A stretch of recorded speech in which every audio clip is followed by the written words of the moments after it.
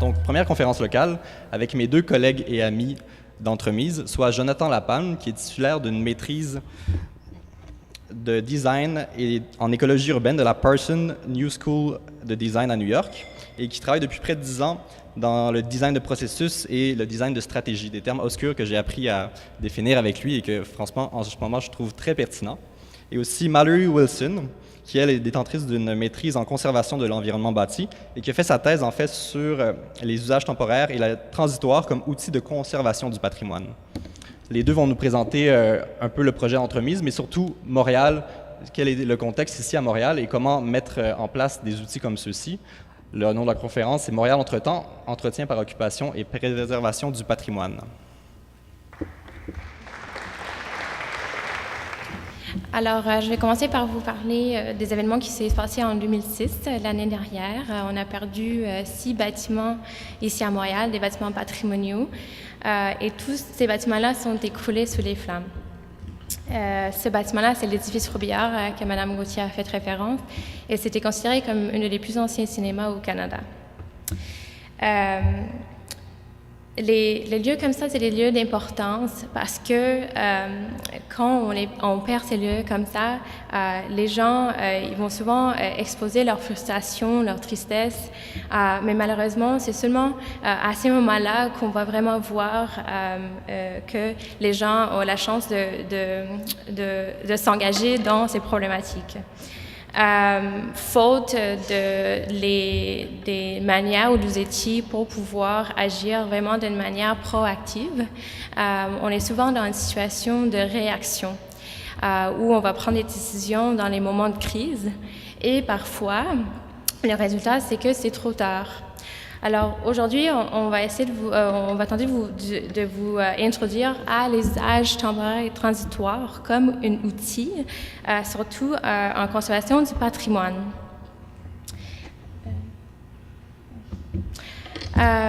On se pose des questions, comment est-ce qu'on peut assurer qu'on a ces outils qui sont disponibles à les citoyens pour qu'ils puissent agir, ou est-ce que les freins sont souvent trop élevés?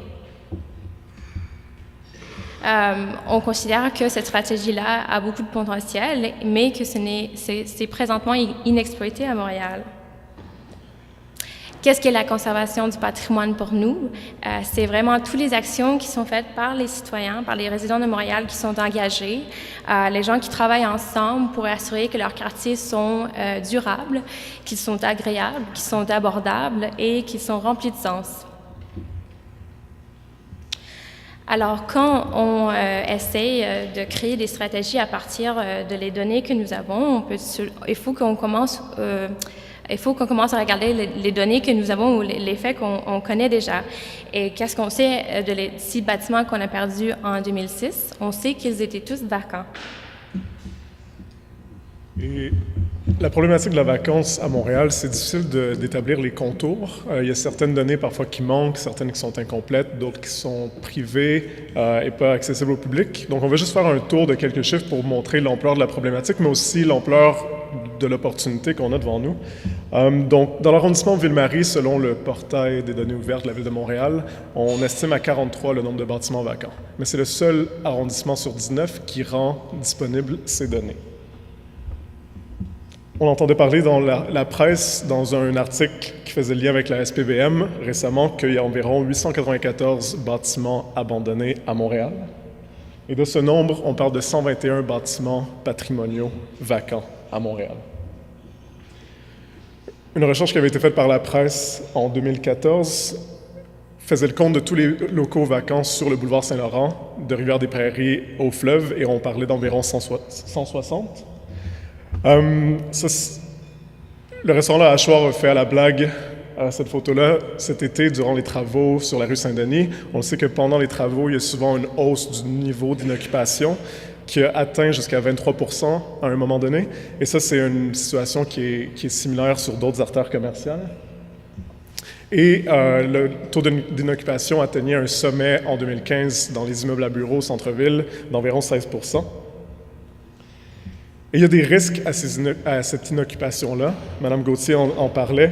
Il y a des risques de vandalisme, d'incendie, de dommages, de vol de matériaux, de vol d'objets d'une signification historique forte, diminution de la valeur sociale et par conséquent de la valeur économique, sentiment d'insécurité réel ou perçu par les gens autour de ces bâtiments-là, défis de vente et d'assurance aussi quand vient le temps de remettre à niveau le bâtiment en question, et aussi des pertes patrimoniales partielles ou totales.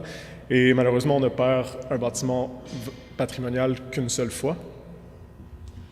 Il y a aussi des coûts reliés à l'inoccupation. On a commencé à parler à des courtiers d'assurance à Montréal qui nous disaient que généralement on peut s'attendre à que les coûts d'assurance vont être de 3 à 4 fois plus élevés quand le bâtiment est inoccupé. Il y a aussi des coûts de gardiennage pour certains bâtiments et les coûts d'entretien. Et puis, un des aspects qui est problématique, c'est que il y a un effet cumulatif à tout ça. Plus longtemps le bâtiment est vacant, plus les problèmes s'accumulent, plus c'est difficile de faire quelque chose. Et il y a certaines compagnies, par exemple en Europe surtout, qui assurent l'occupation, le gardiennage des bâtiments par leur occupation et de l'hébergement, puis certaines prétendent pouvoir réduire ces coûts-là liés à une occupation de 90% pour les propriétaires. Et on attire votre attention sur cette étude-là qui a été faite par le département de médecine de l'Université de Pennsylvanie. Le département de médecine, entre autres, parce qu'il y a des effets sur la santé publique à l'inoccupation. Ils ont fait plusieurs études qui démontrent l'impact sur le sentiment d'insécurité, sur la violence, mais celle-ci, c'est la première qui parle du rapport coût-bénéfice et qui démontre, en étudiant environ 5000 bâtiments et terrains vacants, que pour chaque dollar investi pour réparer des bâtiments, on peut récolter, les contribuables peuvent récolter jusqu'à 5 $ par dollar investi et 26 $ collectivement comme société. Ce qui est bien avec la vacance ou le temps d'inoccupation comme ressource collective, c'est que souvent, les usagers temporaires sont particulièrement intéressés par les bâtiments qui peuvent être considérés comme des échecs ou des bâtiments un peu délaissés par les administrations, les promoteurs. Et ces bâtiments-là peuvent être l'objet d'autres projets alternatifs. Selon le Green Preservation Lab, si on compare deux bâtiments de taille similaire et que le nouveau bâtiment est environ 30% plus efficace énergétiquement, ça peut prendre jusqu'à 80 ans pour que ce bâtiment-là compense pour l'empreinte écologique liée à sa construction initiale. Et donc, en d'autres mots, le bâtiment le plus vert, c'est souvent celui qui existe déjà. Et donc, les enjeux de préservation sont très liés à ceux de développement durable.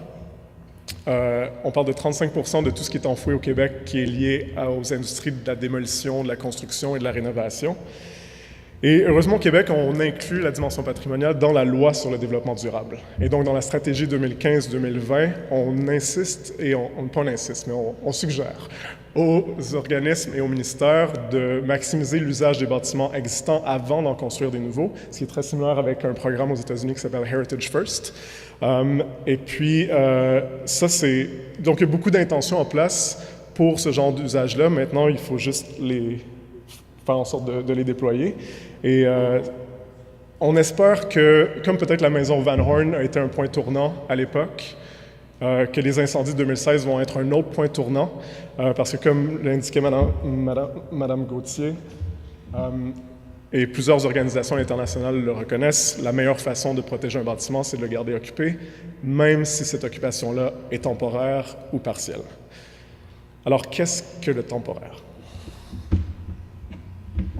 Alors, ce qui est le temporaire, ça peut être difficile à définir, mais on vous a sorti la définition du temporaire de la dictionnaire Larousse, et on peut dire que c'est quelque chose qui dure qu'un temps limité. On pourrait dire aussi que c'est quelque chose qui dure d'un état de l'autre, donc c'est en transition. Et les usages temporaires et transitoires, normalement, on essaie de ne pas les définir en termes de ligne de temps. Alors, on essaie vraiment de les définir en termes d'intention. Il y a des usages temporaires qui vont d'un couple de semaines, comme l'appropriation du bâtiment industriel à Toronto pour le festival Luminato. Ils ont fait un restaurant, le Pavillon, très intéressant, jusqu'à plusieurs années. Comme un des plus connus exemples au monde en ce moment, c'est le NDSM Wharf à Amsterdam. Et ce projet-là, ça roule depuis presque 20 ans déjà. Il y a certaines caractéristiques quand même qu'on considère comme la base d'un projet d'occupation temporaire réussi. Ça va être une échelle, une petite échelle ou quelque chose qui va croître au fur et à mesure. Ça va être un budget restreint ou l'idée que les risques financiers sont réduits et on met beaucoup plus d'emphase sur l'économie sociale ou l'économie de partage. Et une vraie implication des usagers qui va assurer que l'occupation répond à un besoin actuel en espace ou en service dans la communauté. Alors, on pourrait dire que les occupations transitoires, il prend la place entre trois types de besoins. Les besoins des propriétaires qui n'ont soit pas de ressources ou pour d'autres raisons, ils ont vraiment la difficulté à trouver une occupation pour leur site. Les usagers qui ont besoin d'accès à des espaces abordables et entre les espaces, donc un espace vacant. Alors, on parle de les espaces sans personne et les personnes sans espace. Les usages temporaires, comme je vous ai dit, il y a vraiment un potentiel qui est inexploité, surtout à Montréal.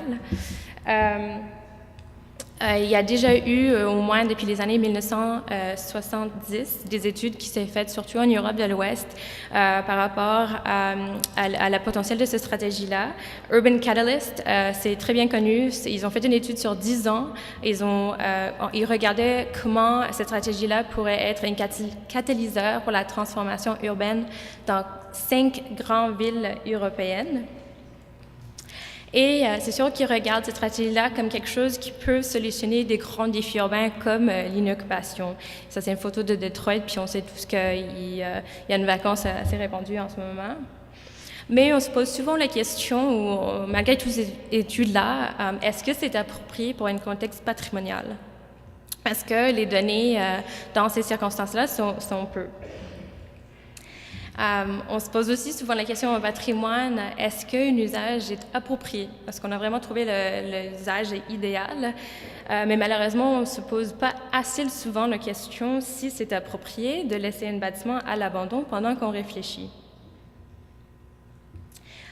Les organismes internationaux ont quand même, à partir des documents, des études que j'ai faites dans les organismes internationaux, on a élaboré une liste d'avantages en conservation du patrimoine qui répond vraiment à les risques qui étaient énumérés par Jonathan. Alors, il y a réduire le vandalisme et les dommages, améliorer les chances d'identifier un usage durable, réduire les coûts, qui est très important si on veut l'entretien, restaurer, améliorer la sécurité et l'entretien du site, c'est sûr, s'il y a des occupants, protéger et mettre en valeur le patrimoine, la sensibilisation et ce qui est très important pour nous, c'est d'impliquer un plus grand nombre d'acteurs dans tous les processus de conservation du patrimoine. Mallory parlait de la grande idée ou d'attendre la grande idée. En fait, pendant qu'on attend la grande idée, il y a aussi plein de petites idées qui existent. Nous, on a mis en place un formulaire sur notre site pour recevoir les candidatures spontanées en vue d'un éventuel projet. Donc, les gens qui ont besoin d'un espace pour quelques mois, pour quelques semaines, pour quelques années, on les a invités à nous contacter. Et puis, on a reçu au moins 35 candidatures sans vraiment faire d'appel de façon très proactive. Donc, on va partager quelques-uns des résultats avec vous aujourd'hui. Pour la question du temps, on voit que la majorité des gens voulaient un usage de 6 mois ou plus. J'ai rencontré un entrepreneur, je pense, qui est là aujourd'hui, et lui avait besoin peut-être d'1 an pour faire en sorte que son projet se développe et éventuellement avoir assez de capital ou être assez solide pour commencer une location en bonne et due forme pour son projet. Mais on voit qu'il y a beaucoup de gens aussi, à peu près 38%, qui veulent des usages qui sont moins de 6 mois. Donc souvent, c'est très clair dans la tête des usagers temporaires le temps dont ils ont besoin, et puis ça peut évoluer au fil du temps. On voit que le milieu des arts est très représenté jusqu'à date dans les candidatures qu'on a reçues, mais aussi entreprises en démarrage, organismes communautaires, mais même une entreprise déjà établie. Et puis, on leur donnait le choix de cocher différents quartiers.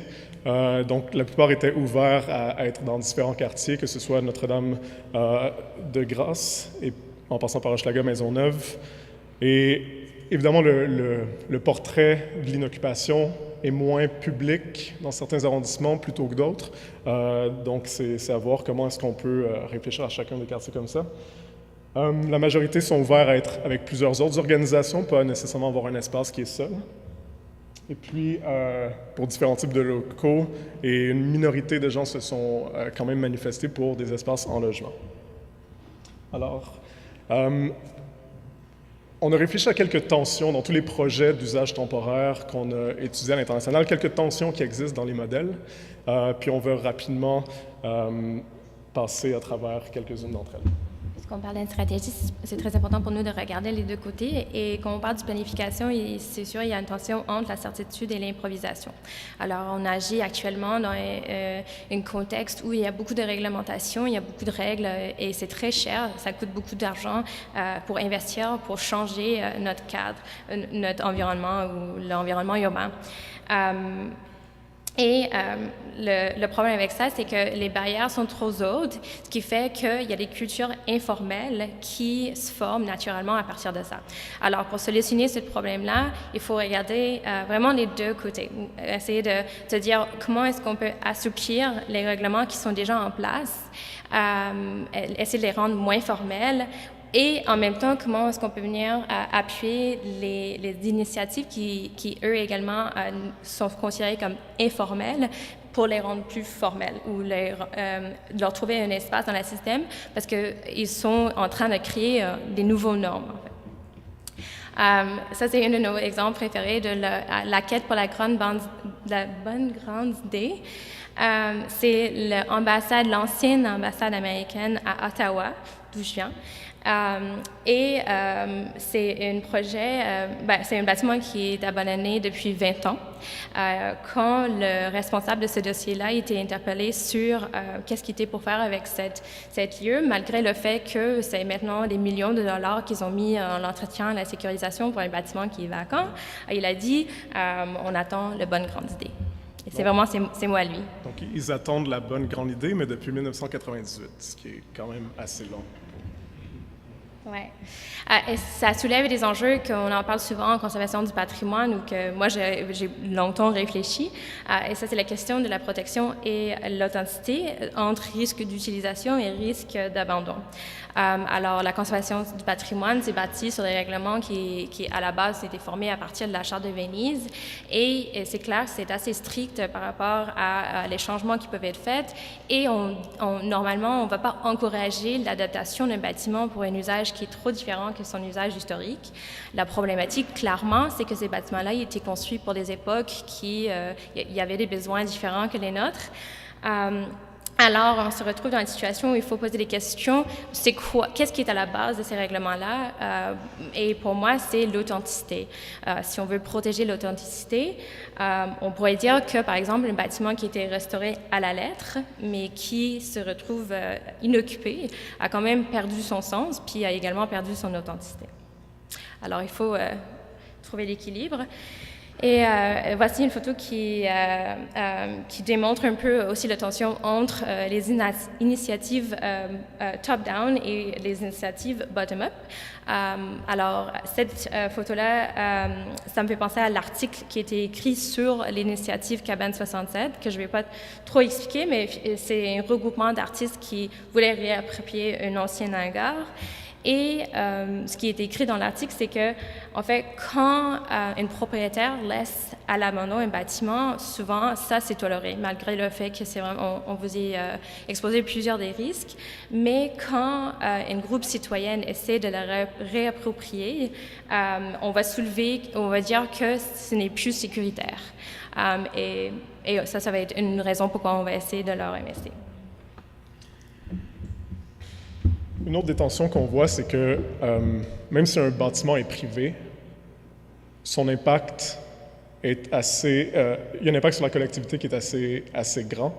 Et puis, quand un bâtiment est inoccupé, dans cet espace d'inoccupation, cet espace de transition, il y a souvent beaucoup de débats qui émergent autour du sort de ce bâtiment-là. C'est comme si, tout d'un coup, ce bâtiment-là, qui avait un usage spécifique, tout d'un coup, les communautés, les différents promoteurs, les administrations se mettent à débattre beaucoup de c'est quoi le sort de ce bâtiment-là.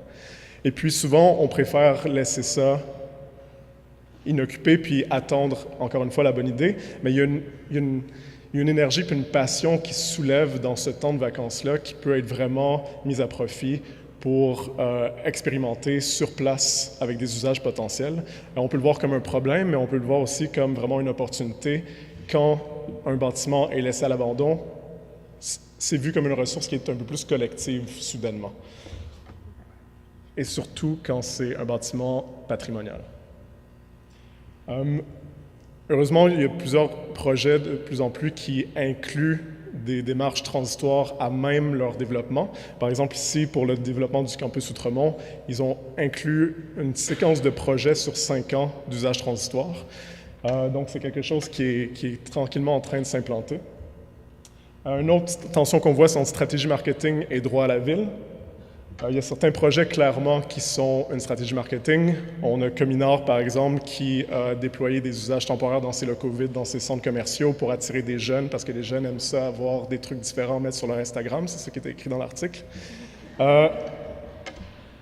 Mais aussi, il y a d'autres projets, à Londres, par exemple, qui se font accuser d'accélérer les processus de gentrification, les processus de déplacement de populations moins fortunées par d'autres. Et donc, la question, c'est aussi de voir comment est-ce que ces projets-là d'usage temporaire se font récupérer, qui capitalise, qui récolte la valeur qui est créée autour de ça. Est-ce que ces créatifs-là sont juste une stratégie de la part de certains développeurs ou est-ce que vraiment il y a un développement plus structurant à long terme pour ces communautés-là qui font partie de ces projets-là. Et donc, bref, le projet peut être temporaire et s'arrêter à partir d'un point spécifique, mais pendant ce temps-là, il peut aussi y avoir énormément de projets qui se développent, surtout si le projet est structurant pour les communautés impliquées. Il y a de plus en plus de mécanismes comme des community bonds? Community bonds. Obligations communautaires. L'anglophone qui traduit le francophone, qui peuvent être mises en place pour soutenir le développement plus durable de certains de ces projets-là. Et puis finalement, entre précarité et flexibilité, il y a certains usages temporaires qui se concentrent sur l'hébergement. Et puis, il y en a qui vont être très contents de pouvoir vivre dans un petit château abandonné pour pas très cher, surtout dans des villes qui sont très chères, comme Londres, par exemple. Mais il y a certains qui critiquent le fait qu'il y a une précarité assez grande dans ce type d'hébergement-là, parce que souvent, ces locataires-là, en fait, ne sont pas locataires. Ils ont des licences, mais ils n'ont aucun des droits des locataires. Puis des fois, il y a de l'abus dans ces situations-là. Donc, si on parle de l'hébergement comme étant un droit humain, il faut se questionner sur les conditions en lien avec des usages temporaires qui sont liés avec l'hébergement. C'est souvent beaucoup plus compliqué. Et pour finir, normalement, on décrit beaucoup certains des précédents qu'on va entendre aujourd'hui, mais vous allez les entendre directement, fait que c'est parfait. Nous, ce qu'on aimerait développer avec vous au cours des 10 prochaines années, c'est un réseau d'usages temporaires et transitoires abordables, disponible pour les populations qui en ont le plus besoin, avec une prolifération d'organismes intermédiaires comme le nôtre qui agissent un peu à l'intersection de différents besoins en connectant des besoins qui sont déconnectés actuellement. Puis ultimement, ce qu'on croit, c'est que si on est un plus grand nombre à avoir le droit à la ville, le droit de se transformer soi-même en changeant son environnement, je pense qu'on va avoir réussi quelque chose de vraiment très puissant. Merci.